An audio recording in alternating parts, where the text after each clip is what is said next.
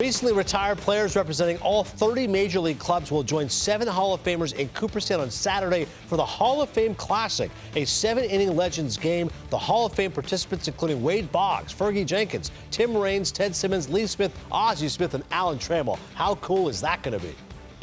And joining us now is Matt Wieters to talk about the Doubleday Classic. That's right, Hall of Fame game taking place on Saturday. Matt, it's crazy to watch. You feel like we were just in the game yesterday. Like I feel like you're going to be in much better shape and much more prepared than some of these other guys. How are you feeling about playing baseball again? We'll see. This will be the least prepared I've ever been for a baseball game as far as physically, but we're good. I've been chasing around 3 boys at home, so cardiovascularly I'll be fine. We'll see how the back and knees hold up once the game gets going. Matt, it's John Heyman here. You were a very heralded #1 pick of the Orioles' first-round draft choice, and now we have Adley Rutschman, #1 overall pick. What have you seen so far from Adley, and do you recall all of the acclaim around you and how much pressure there was on you when you came up?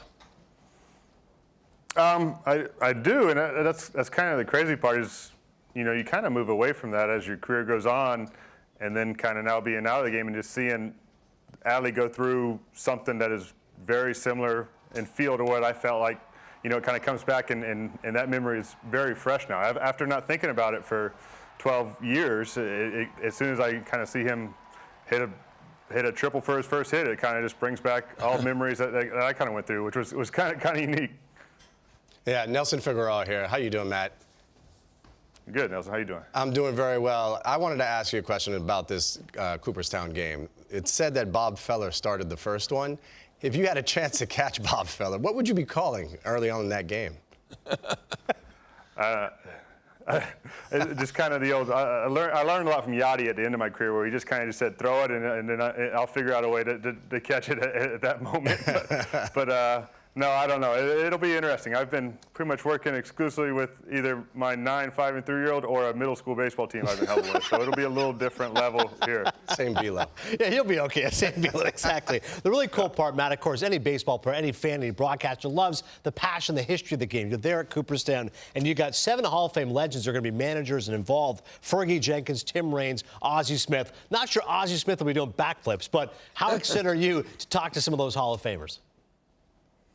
Real excited, and kind of just cool just to see, one, the Hall of Famers who everybody knows about, but also see other guys who are in different stages of life from what you knew them. You knew them as baseball players, and you knew them from watching them on TV, and to kind of see what they're doing now, it's kind of cool. And like I said, I'm excited more than anything. I'm excited to be here, don't get me wrong, but now my 9-year-old son will kind of get a good feel of be able to walk through the Hall of Fame, and my dad's coming. So it just kind of, this is, when you're playing, you get real focused in your career, and now this is kind of like a, okay, well, let's try and let let my boys see, yeah, your dad did something cool for a long time. So that's kind of what I'm enjoying the most about this.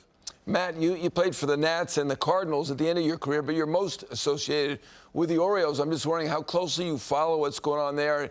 Did you notice that they moved that left? Now, you were a switch hitter, so it would have affected you. Did you notice they moved that fence back 26.5 feet in left field? And what do you think about the Orioles going forward? It seems like with Rutschman, Rodriguez, some of the young guys, they look like they might have a pretty good future.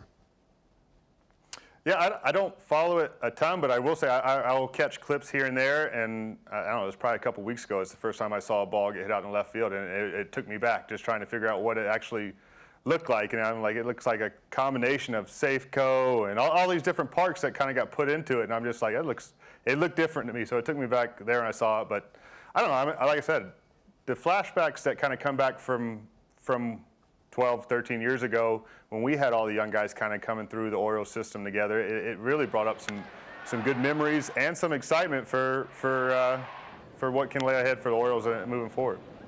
As a former player, what do you miss most since the last time you played a game, going to be in uniform again?